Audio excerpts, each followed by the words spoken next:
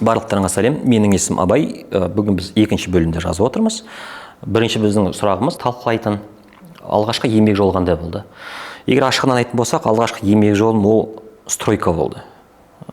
Ол жерде раствор жасау керек болды, кірпіш тасу керек болды.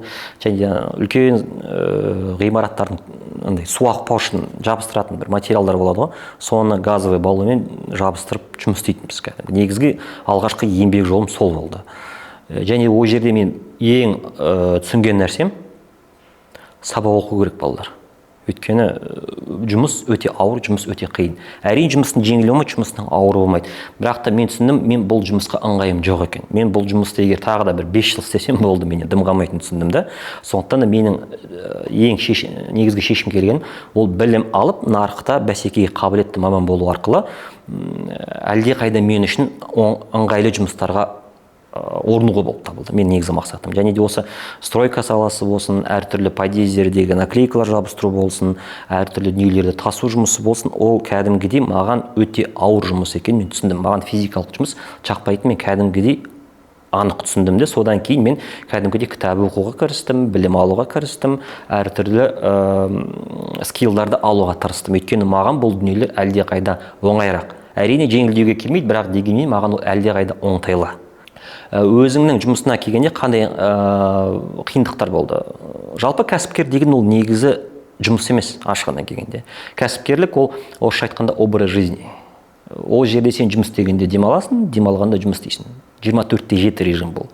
Өйткені сіз түсіну керексіз, сіздің компанияңыз қалай жұмыс істеп жатқаны, сіздің мамандарыңыз қалай жұмыс істеп жатқаны, бухгалтериядағы дебет пен кредиттің айырмашылығын, кассовый сальдоны түсіну керексіз, қайдан шығып жатқанын.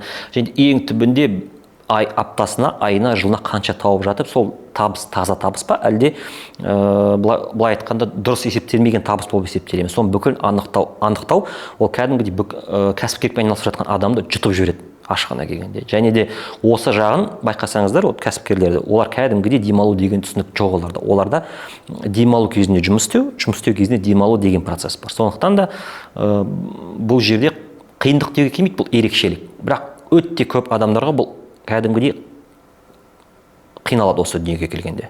Ең үлкен қателігі менің жалпы ол кәсіпкерлікті тәжірибе болмай, білім болмай, бірден жұмыстарды бастап кету. Мен мысалы кәсіпкерлік туралы ешқандай білім алған жоқпын, мен ешқандай тәлім алған жоқпын, мен ешқандай теориялық дүниелерді зерттемедім, мен жай ғана алдым да бастап кете салып, және менің үшін ол үлкен қателік болды. Өйткені мен бірден қателесіп, біраз шығындарға кіріп кеткен болатынбыз компания ретінде, және де кем дегенде 2-3 жыл керек болды сол шығындарды жауып тастау үшін. Сол кезде біз түсіндік, қандай қателіктерімізді жүргізгенімізді. Ол жерде біз түсіндік, маркетинг жағынан қандай қателік болды, техникалық жұмыс жағынан қандай қателік болды, команда жинау жағынан қандай қателік болды.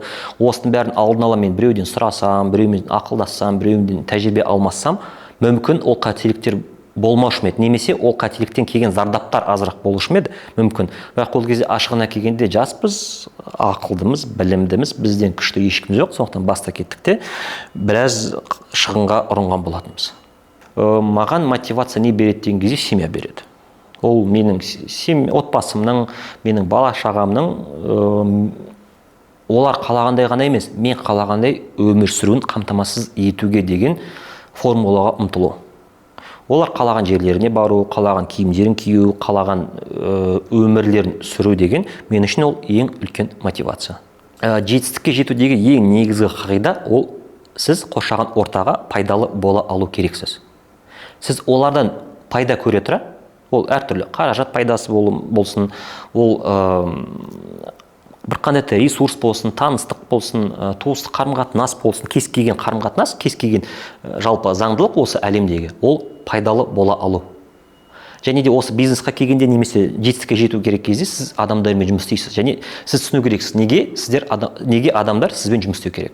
Осы жерде сіз оларға орысша выгода дейді, қазақша пайда. Сіз түсіну керексіз, қандай оларға пайда бере алатыныңызды. Және сол пайдаға сәйкес сіздің табысыңыз қалыптасады, сіздің репутацияңыз қалыптасады, сіздің жұмыс істеу үрдісіңіз қалыптасады. Және осы кезде сіз адамдардан қандай пайда ала аласыз, және сіз оларға қандай пайда бере аласыз деген орынды сұрақтарды қойып, соған жауабын табу керексіздер. Сол кезде сіз жетістікке жету, енді кепілдік болмайды әрине, бірақ та жетістікке жету жол әлде қайда жеңілдейді.